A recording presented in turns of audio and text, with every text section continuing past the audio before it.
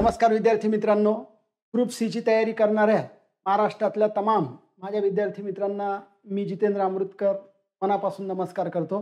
सहर्ष स्वागत.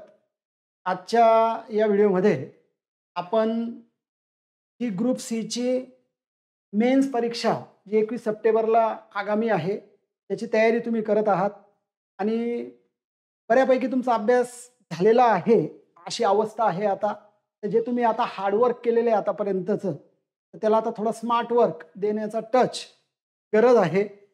अत्यंत महत्त्वपूर्ण हा टप्पा आहे तुमचा आणि या टप्प्याला तुमच्या कष्टाला तुमच्या मेहनतीला एक योग्य दिशा आणि मार्गदर्शन मिळावं याच्याकरता खूप अभ्यास झाल्यानंतर अजून काय करता येईल आणि आता स्कोअर वाढवायचा आहे आपल्याला. साधारणतः स्कोअर येतोय पण त्याच्या पलीकडे जर जायचं असेल आपल्याला खास करून इंग्लिशची जी भीती आहे त्याचा स्कोअर वाढवायचा आहे असा प्रश्न जर तुम्हाला सतावत असेल प्रश्नचिन्ह असेल तर त्याचं उत्तर माझ्या मते PYQचा अभ्यास जे मी तुम्हाला हार्डवर्क म्हटलं याच्यापूर्वी जे तुम्ही केलंय आता थिअरीचा अभ्यास केलेला आहे नोट्स काढलेले आहे चार्ट्स बनवलेले आहेत दिवसेंदिवस अभ्यास केलेला आहे तर त्या अभ्यासाला टच द्यायचा आहे PYQचा.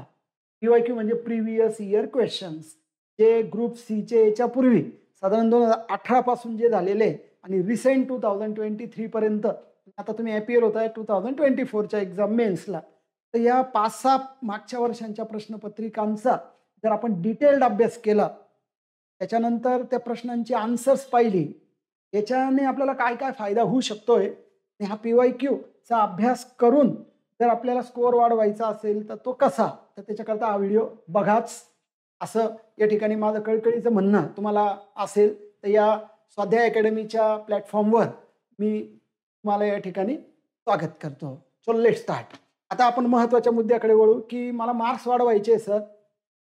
वाढवायचे म्हणजे साधारणपणे जर तुम्ही मागच्या वर्षाचा कट ऑफ पाहिला विद्यार्थी मित्रांनो जी काही तुमची परीक्षा झालेली आहे तर टॅक्स असिस्टंट आणि क्लर्क या 2 क्रीम पोस्ट असतात त्याच्यातल्या ज्याच्याकरता तुम्ही आता सध्या तयारी करताय आणि ड्रीम व्हिजन तुमचं आहे की मला ही पोस्ट मिळाली पाहिजे.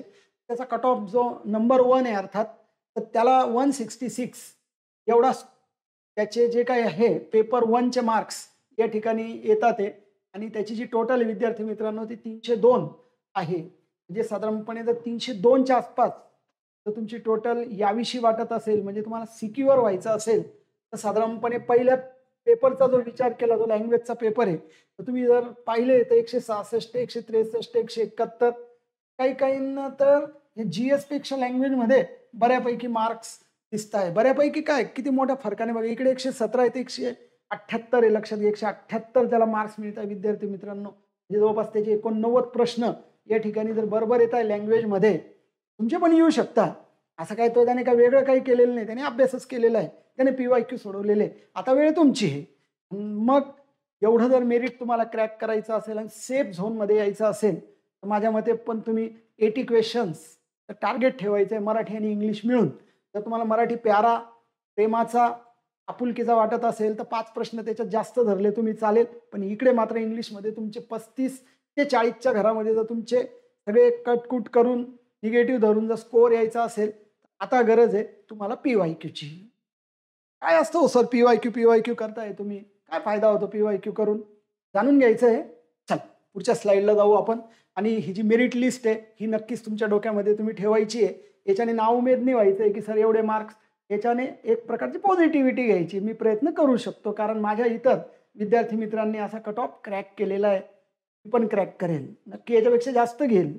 इथं तुम्हाला एवढंच सांगतोय याच्यापेक्षा जास्त मार्क्स तुम्ही घेऊ शकताय. तर बघा पहिलं माझं एक्सप्लेनेशन आणि अभ्यास असं सांगतो की जर एखादा विद्यार्थी PYQ करत असेल तर काही प्रश्न हे जसेच्या तसे आणि काही प्रश्न थोडाफार बदल करून हे रिपीट होत असतात. पुरावा देतोय मी तुम्हाला नुसतं असं म्हणजे हवेत नाही सांगत आहे. तर या ठिकाणी जर तुम्ही पाहिलं तर मी तुम्हाला या ठिकाणी कंबाईन ग्रुप B अगदी 2021 त्या प्रश्नपत्रिकेमधला 85 क्वेश्चन पाहून घ्यायचं हे सगळं आणि त्याच्यानंतर कंबाईन ग्रुप C 2023 त्या प्रश्नपत्रिकेतला 58 क्वेश्चन दोन्ही तुमच्या पुढे मी या ठिकाणी स्कॅन करून ठेवतोय. विचारलेलं आहे बघा 85 मध्ये choose the correct order of words या ठिकाणी ऑर्डर ऑफ वर्ड्स म्हटलंय त्यांनी, म्हणजे क्रम लावा त्या ठिकाणी, जंबल अप करून ठेवलंय थोडक्यामध्ये. इथं ते TCS पॅटर्नला आपल्याला फॉलो करताना दिसत आहे, तर जंबल्ड अप करून ठेवलेलं आहे.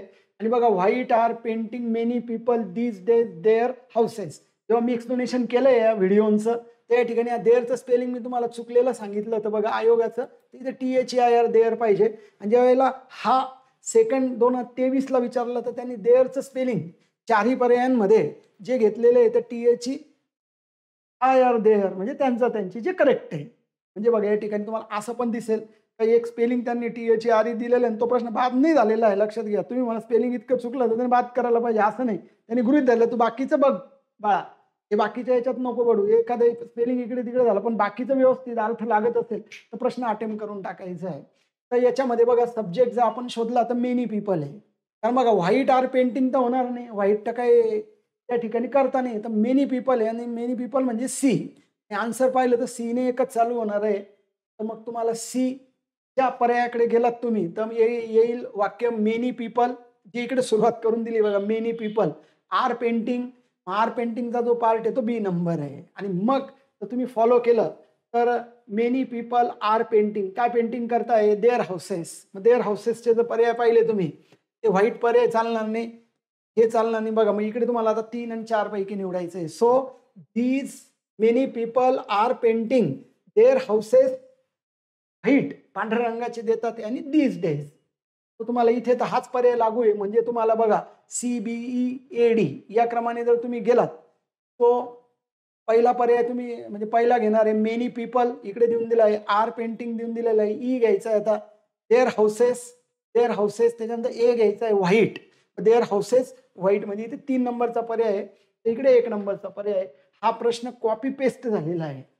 हे तर मी फक्त सी बद्दलचं बोलतोय, अजून तुम्ही बी बद्दलचाही अभ्यास कराल त्याच्याने पण तुम्हाला फायदा होऊ शकतो. पण तूर्त आपण सीचाच अभ्यास, PYQचा पहिला फायदा काय झाला, काही प्रश्न जसेच्या तसे एक्झॅक्ट रिपीट झालेले आपल्याला आढळतात, पॅटर्न कळतो. नेक्स्ट अजून काय फायदा होऊ शकतो, तर सेकंड फायदा बघा या ठिकाणी अजून एक प्रश्न जसाच्या तसा थोडाफार फरकाने आढळला आहे. तर कंबाईन ग्रुप बी 2021 आणि कंबाईन ग्रुप सी 2018ला आलेला प्रश्न आहे, तो आहे ऑर्डरच्या बाबतीमध्ये.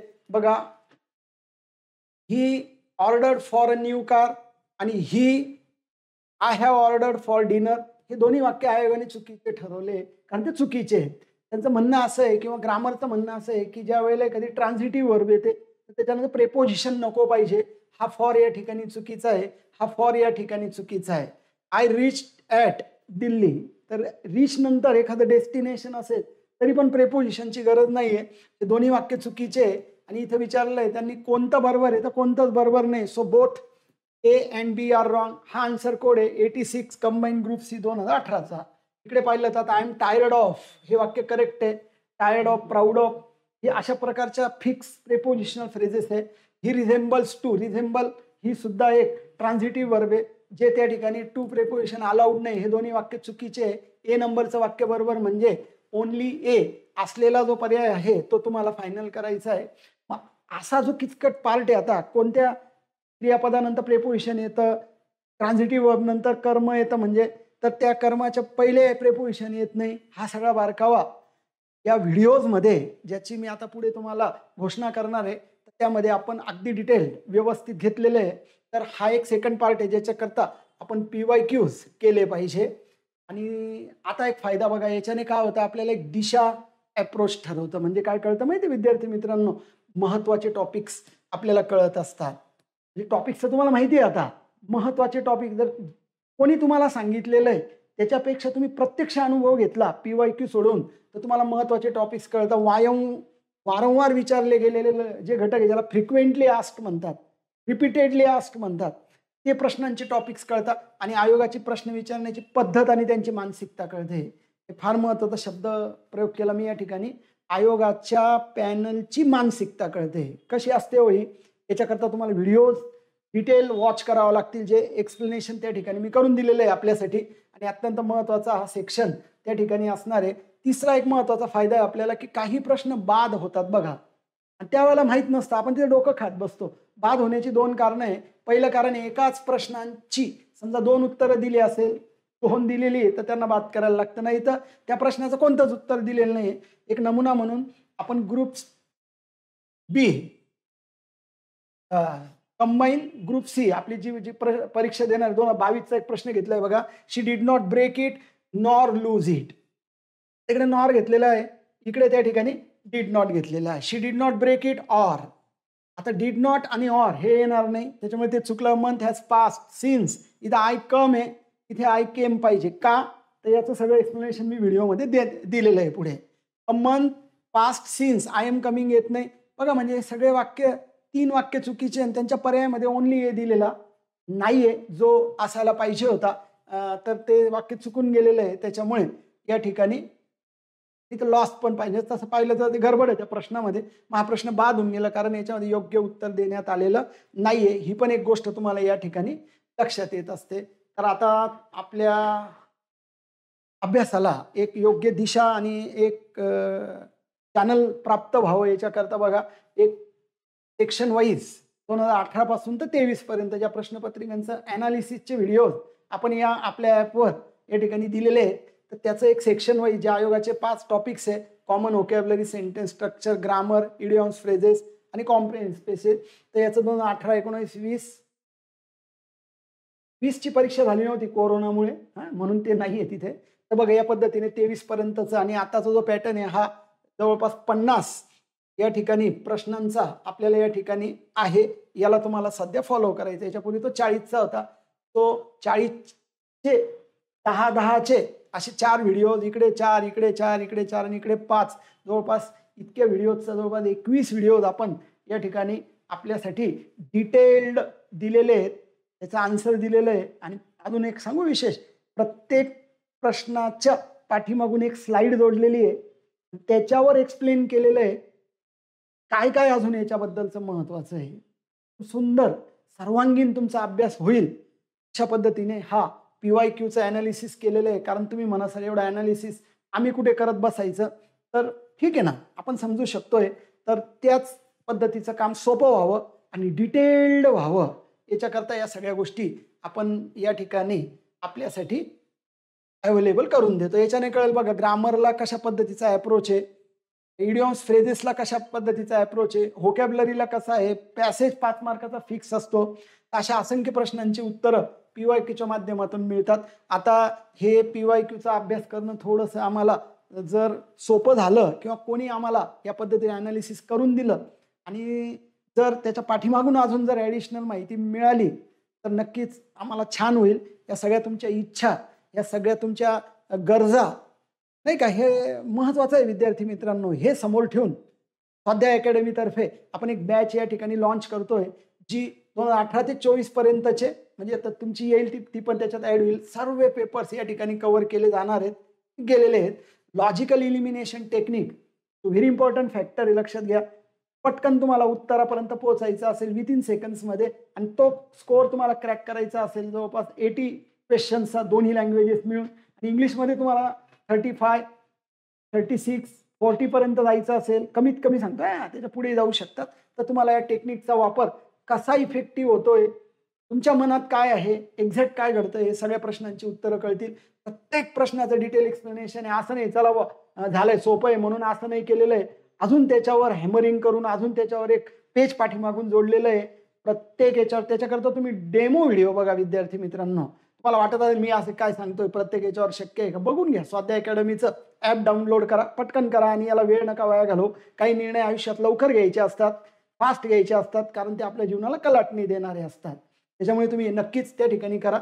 या व्हिडिओचा अनलिमिटेड व्ह्यूज आहे आणि वॉच टाईम आहे. असं नाही की बुवा 3 वेळा पहा, 4 वेळा पहा आणि एकदाच क्लिक करा आणि एकदा मध्ये काय झालं तर एकदम तुम्हाला मनसोक्त तुम्ही पाहू शकताय.